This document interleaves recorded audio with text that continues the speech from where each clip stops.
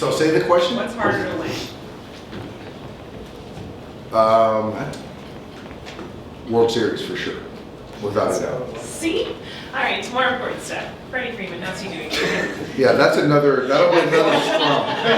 And I'm going to be very bullish on that point. All right. Freddie Freeman, he's doing better today. He's told me that the finger's still broke, so that hasn't changed. But he's going to, my expectation is he'll play tomorrow. And then, again, we'll kind of run the play and see if he's available tonight off the bench. Is this something that you think you're going to have to kind of keep an eye on, just keep in conversation with him day by day, just to make sure he's good to go? I don't think so. I think that once we take this little respite for 3 days, 4 days with the off day, we're just going to turn him loose. And hopefully over time, the weeks to come, it'll start feeling a little bit better and be less uncomfortable. But you know, once he's back in the lineup, I don't expect him to come out. How much do you believe that the finger affected him because he only had 3 hits? You know, it had to have some effect. I don't think that he would cop to it. But, you know, he says it didn't affect him swinging. There's still some pain when he throws. But as far as taking at bats, he said it didn't really affect him. So I'll take him at his word. I know you have to win all these games and they count, but how much of him sitting out this series was as much about him being ready for tomorrow and the 4 games in Arizona? That was part of the math. I think that, you know, the hope was if we could get him from working every day to play as far as the hitting, the workload with the finger, his swing wasn't right. I think that's a common thought, you know, where he was at, how he was swinging the bat. So to have something linger over the course of the next 6 weeks didn't seem like the best way to go about things. So if we could sort of play the slice and get him off his feet for a few days and hopefully kind of let the finger calm down and then get him back in there and kind of reset. Do you expect him to have as big of a wrapping on it moving forward? Or is no, that's more of a healing aid. What's kind of, I mean, like I'm obviously no doctor, like, I mean, you know, I assume it's like 3-4 days, I mean, it doesn't become like unbroken, right? Right, exactly. I think it's more of, you know, you're either going to take 4 to 6 weeks, which was not going to be an option, or you try to help, hopefully let the kind of the initial pain, discomfort maybe dissipate a little bit. And so that's kind of the thought, because yeah, I mean, a fracture takes 4 to 6 weeks to heal. You know, over the next, what is it, the last month, 5 weeks of the season, when it comes to kind of winning ball games and kind of prioritizing, you know, having everybody healthy for October, how do you kind of balance those two things? I think it's case by case. I think that, you know, there's a Freddie Freeman situation, and we talked about that. There's a Daniel Hudson situation. We talked about that yesterday as far as trying to give him a week to kind of recalibrate. Hasn't pitched over 50 innings since 2019. And again, trying to figure out to win games in the here and now with the players you have available, but not red line guys, so then they're still healthy and strong and performing optimally, you know, as we get through September and October. So again, that's a case by case, and talking to coaches, the players themselves, and the performance and training staff. Do you look at tonight, like when Arizona and San Diego already lose, and then this weekend series, like, do you manage these games a little bit differently, knowing you can open up a bigger division lead right now? I'd like to say, you know, actually not. I think that there's some guys that we're probably going to try to stay away from in the bullpen. And if it were October, they would be available. So I don't think so. You know, Max is not playing today, where I want him to play 6 in a row through Arizona. So, you know, with the guys that we have available, we're going to do everything we can to win tonight. And that's, you know, irregardless of what happened with those other games.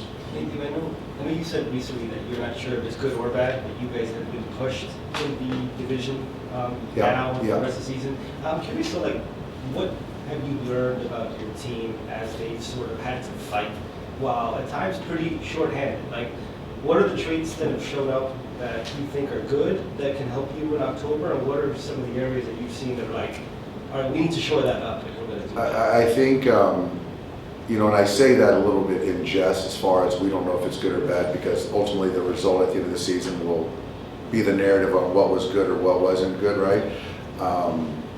I think the thing is that when you're playing meaningful games, the little details, the small things within the game matter. We didn't make a couple plays last night that fortunately we dodged a bullet to win a game.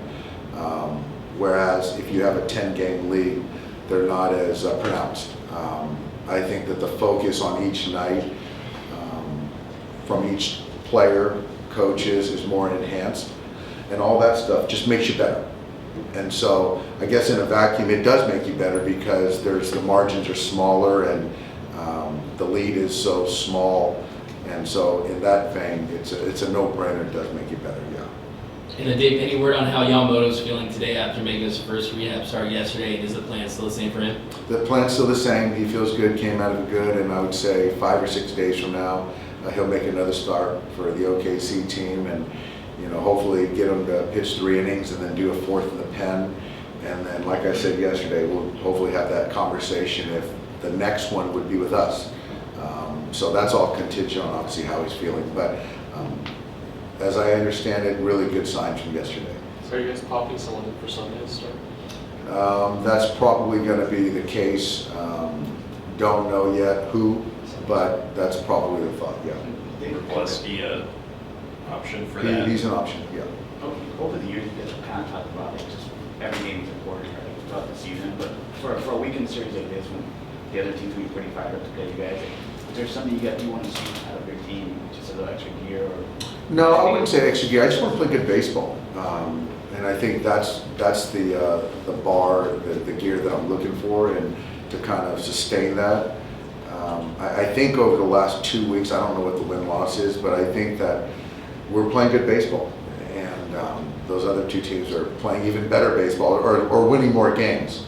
But I'm pleased with how we've been playing, and I just want to sustain that, till the end of the season. When we were at Tyrese, is it any different like when we were being chased versus the team that's chasing for you guys, and when we were chasing the Giants all the way through? I think when we were chasing, you're doing a lot more scoreboard watching than being able to control your own destiny. So I'd rather have it this way than chasing a team. So that's still up to us. It's still in our control. Any update on Glasnow? Tyler is going to play catch tomorrow, and then our hope is that he feels good, and then he can repeat that on Saturday or Sunday. But the throwing program is going to kind of start up again on Friday.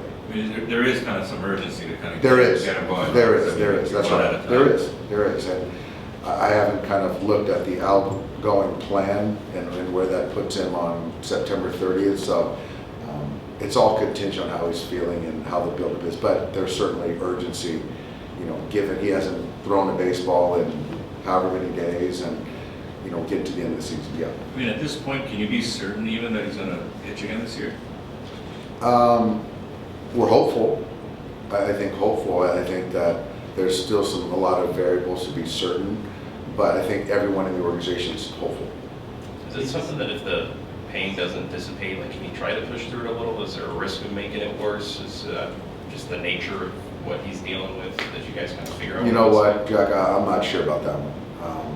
I do know right now, when you're starting up, you're probably looking for pain-free. Right. I think that's probably the start. No, but it's a fair question. Just considering it's going to be September, and I know you mentioned Tyler, and Daniel Hudson giving him just some time to kind of reset. How important is just, I guess, early September for you guys to get, whether it's players' time to recover body-wise, just to be ready for the long term? Yeah, the schedule is good right now for that. There's a 10-game stretch where, I'll be mindful of that with some position players, with the guys in the pen. We're going to get 2 extra players, so that's certainly going to be helpful as far as the workload. And, I think the biggest thing is just kind of looking at the starters and kind of seeing who we're going to get back and how you're going to plug those guys in. But, the guys that we have right now, Gavin, Clayton, they've been fantastic. They really have. Dave Broussard did a PFP drill where he had to get it full speed a couple times. Yeah, I missed it, but I heard it was really good. It seems like he could have stolen a base tonight, so how he recovered from where we saw a few weeks ago to now, prayers were answered, and that's a good thing. So he's just going to keep progressing, and I don't know when his time to return is, but today was a good day for Broussard. You know, if, say, Glasnow, Yamamoto, right, whether those guys come back or not, I imagine that could affect the way you use the bullpen in October.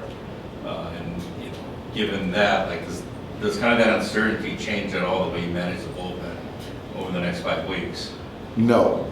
I think that we've got enough guys that I think we've done a great job managing their workload, and I understand that, you know, in totality the bullpen is used a lot, but as far as individually, the workload has been where it needs to be for each individual. As far as the starters, we'll see how we end up and what the roster looks like, but we still got to win games right now, so that's our focus. Dave, is Yamamoto back in town? As I understand, he should be back tonight. Yeah. Were you surprised, like, at how well that dog? Shocked. Yeah. Shocked. Shocked. Do you think he hires a trainer, or is he like a good dog trainer? You know what? From what I heard secondhand, I think he worked with him for 3 weeks. So I was shocked. Still in shock. I heard, you know, I visited his high school coach years ago, and supposedly he was a good swimmer, really good student. I can see the butterfly. Have you seen anything that he's like bad at? No, actually, he lost the contest last night in the shaking the thing. Some Dodger fan beat him. He doesn't win it every night. Thanks, guys. Thank you.